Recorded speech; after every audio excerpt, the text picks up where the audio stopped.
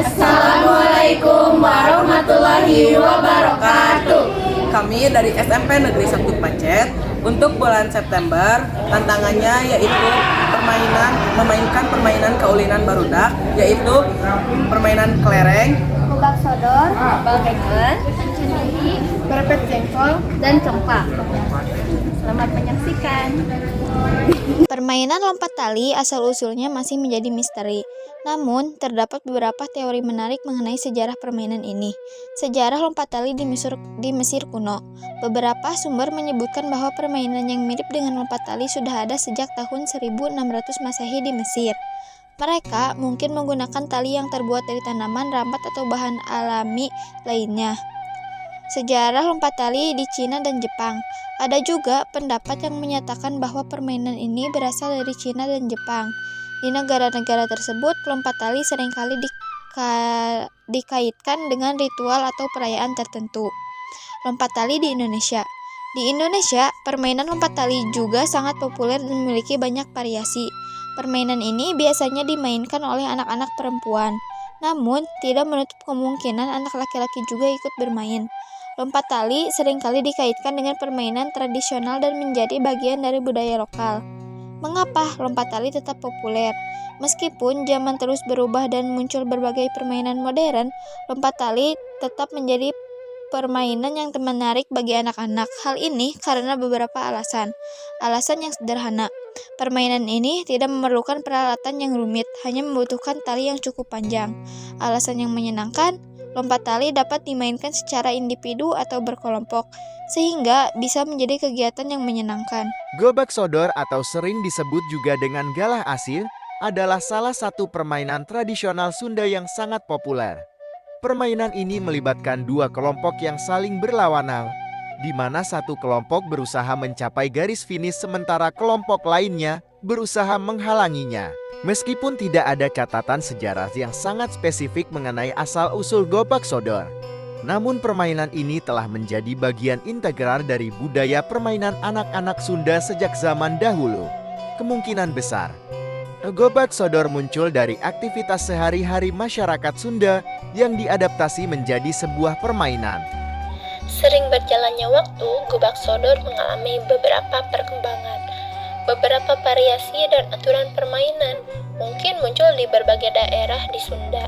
Namun, esensi dan permainan ini yaitu mengejar dan menghindar tetap sama. Sayangnya, seperti banyak permainan tradisional lainnya, gobak sodor kini semakin jarang dimainkan oleh anak-anak. Perkembangan teknologi dan adanya permainan modern membuat anak-anak lebih tertarik pada gadget dan permainan daring. Gobak sodor adalah warisan budaya Sunda yang sangat berharga.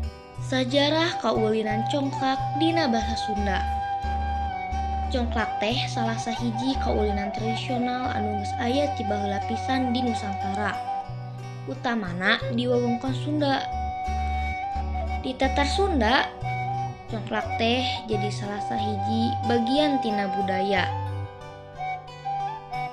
Kaulinan ieu mindeng dimainkeun ku barudak salaku hiburan sarta sarana pikeun ngumpulkeun babaturan. Kaulinan ieu ngabogaan aturan anu sederhana tapi minangka sarana pikeun ngalatih otak, konsentrasi, sarta ngajaga hubungan sosial.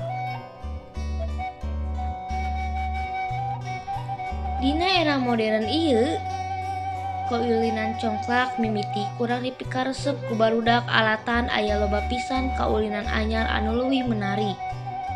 Ku kituna, upaya pelestarian congklak teh perlu dilakukan.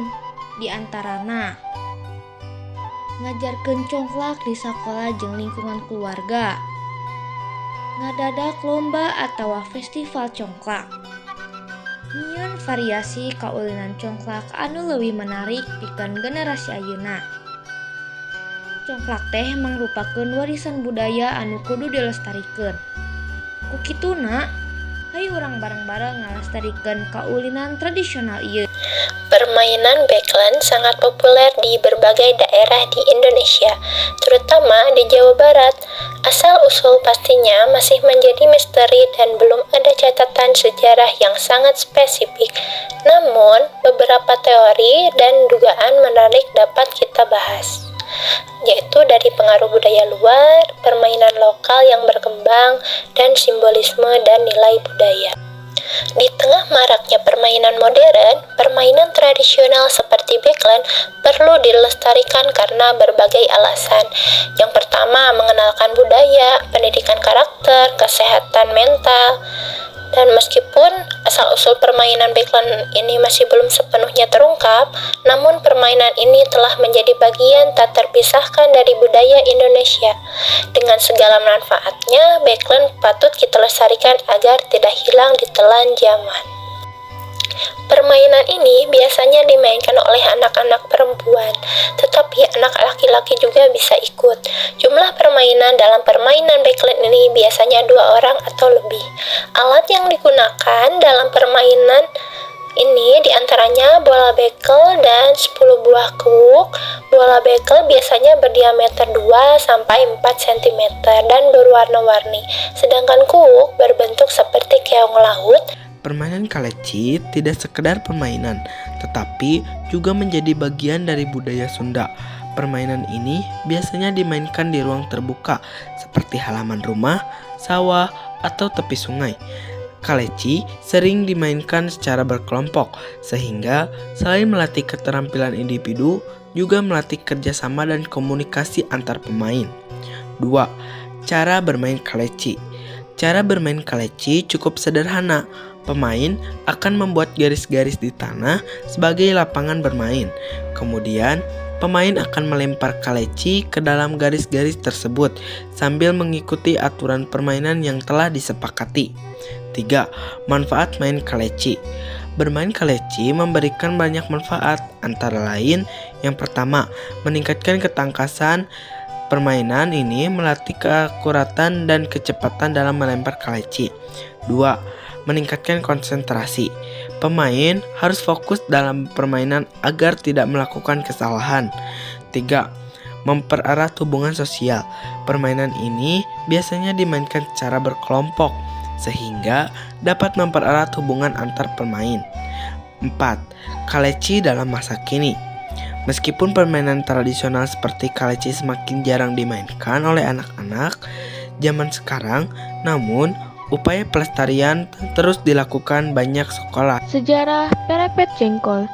Asal-usul nama, sampai saat ini belum ada catatan sejarah yang secara pasti menjelaskan mengapa permainan tradisional Sunda ini dinamakan perepet jengkol. Namun, beberapa teori menarik telah berkembang di masyarakat. Mirip gerakan ngupas jengkol.